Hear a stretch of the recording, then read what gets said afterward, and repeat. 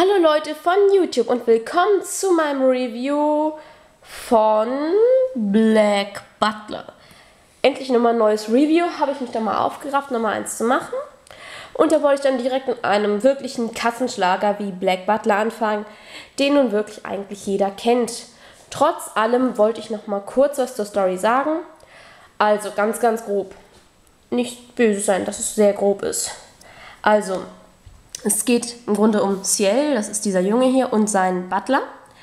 Und am Anfang weiß man nicht so ganz, was mit dem Butler ist. Der dient ihm halt und ist ein super guter Butler, der kann alles, macht manchmal auch ein paar Sachen, die etwas suspekt sind. Zum Beispiel lässt er Blumen innerhalb von einem Tag komplett erblühen, obwohl er die gerade erst eingepflanzt hat, oder Bäume. Ich glaube, es waren Bäume.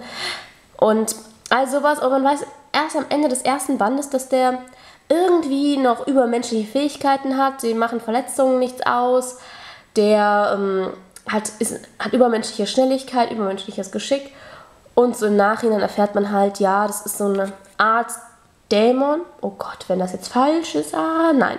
Also es ist eine Art Dämon, soweit ich habe es im Kopf, wenn es falsch ist, nicht böse sein, es kann auch eine Art Teufel sein, weil es ein teuflisch guter Butler ist, aber gut. Jedenfalls, er hat übersinnliche Fähigkeiten und Ciel hat mit ihm einen Pakt geschlossen. Und ja, ich will jetzt nichts weiter über die Hintergründe dazu sagen, warum dieser Pakt geschlossen wurde, weil das würde dann schon ein bisschen was von der Vergangenheit von Ciel wegnehmen. Die ist eigentlich spannender, wenn man es selbst durchs Lesen herausfindet. Es geht einfach darum, dass der dann verschiedene Aufträge erledigen muss, der Ciel, für die Königin im Nachhinein. Der kümmert sich halt auch so um suspekte Fälle zum Beispiel oder gerät in suspekte Fälle hinein, zum Beispiel in Band 2 oder Band 3 bekommt es mit Jack the Ripper zu tun oder danach hat es mit einem sehr suspekten Fall zu tun, wo dann Kinder verschwinden, immer wenn so ein Zirkus in der Stadt ist und das versucht er halt zu lösen und er arbeitet halt im Auftrag der Königin und deswegen nimmt er sich auch der Fälle an und wird dabei eben von seinem Butler Ciel unterstützt. Sebastian. Ciel wird von Sebastian unterstützt. Tut mir leid, versprochen. Nicht böse sein. Friede. Ich will jetzt keine Kommentare, dass da steht, Ciel ist der Herr und Sebastian ist der Butler. Bitte nicht. Gut, zum Zeichenstil. Der Zeichenstil ist wirklich sehr gelungen. Also die Charaktere sind durchweg sauber gezeichnet. Das Essen sieht so aus, dass ich jetzt auch Hunger darauf habe und neidisch bin, dass Ciel das hat und ich nicht. Oh, yum, yum. Und die Hintergründe sind auch sehr gut ausgearbeitet. Also man erkennt, es ist auch wirklich prächtig, wenn man da, also das Herrenhaus von Ciel ist auch wirklich prächtig, man erkennt es halt auch raus. Und ich finde auch der Zeichenstil ist sehr mitnehmend, also die Action-Szenen, ich glaube eher in Band 5, aber nein, in Band 1 sind es ja schon Action-Szenen, die sind auch sehr mitreißend und man fühlt es halt richtig mit, wenn da Action-Szenen sind und ist auch sehr gut umgesetzt, also zum Beispiel hier ist es sehr dynamisch gezeichnet, also auf jeden Fall vom Zeichenstil wirklich top. Ja, es ist ja auch so, diese Serie reißt ja auch einfach jeden mit. Es gibt eigentlich kaum jemanden, der sagt, ja, Black Butler ist so gar nicht meins gewesen. Denn eigentlich mag fast jeder diese Serie. Sei es nun, weil sie diese Shonen-Ai-Elemente zwischen Sebastian und Ciel mögen, die ich persönlich absolut fürchterlich finde und fehl am Platz finde. Aber jedem das Seine. Es ist ja wie bei Sasuke und Naruto, aber ich finde es schrecklich. Ich finde es wirklich schrecklich. Aber wie gesagt, ich mag ja auch sonst schon, aber die beiden, die haben nicht eine solche Beziehung. Gut, meiner Meinung nach zumindest. Finde ich schrecklich mehr. Ich bin da eher der Typ, der dann meint so, hey, nee, auf gar keinen Fall. Nee, geh weg damit. Aber ich schweife ab.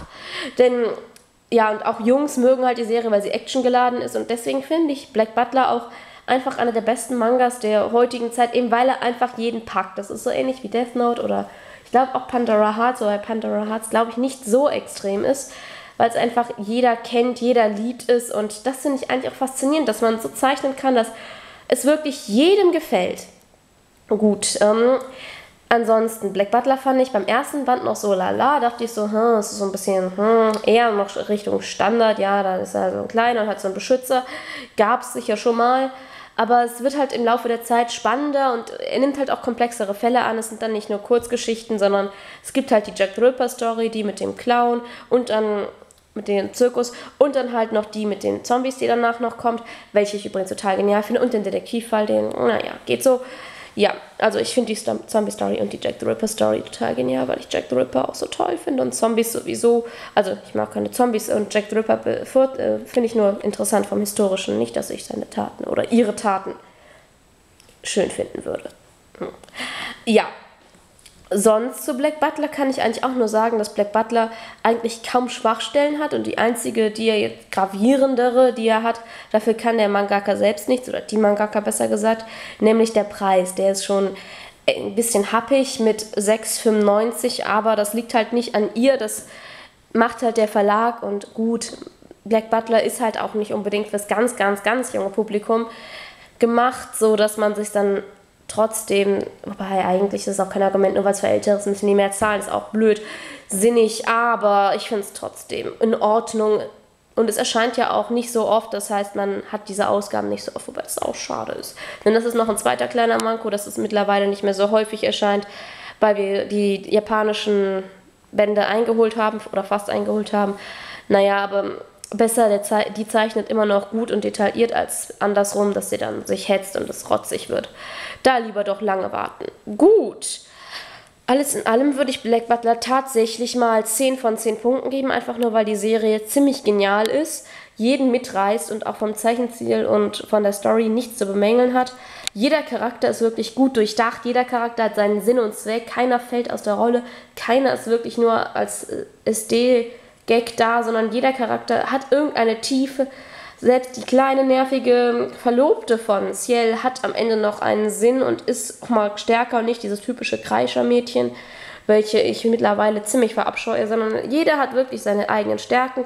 Kein Charakter ist einfach nur so plump und nicht durchdacht und gerade das macht die Serie aus, dass wirklich jeder Charakter einfließt und dass man eigentlich immer irgendeinen Charakter hat, mit dem man sich identifizieren kann, beziehungsweise auch einfach einen Charakter hat, der einem richtig gut gefällt. Denn die sind zwar unterschiedlich, aber trotzdem alle irgendwie stark und nicht so schwächlich. Und schwächlich mag man ja normalerweise nicht so.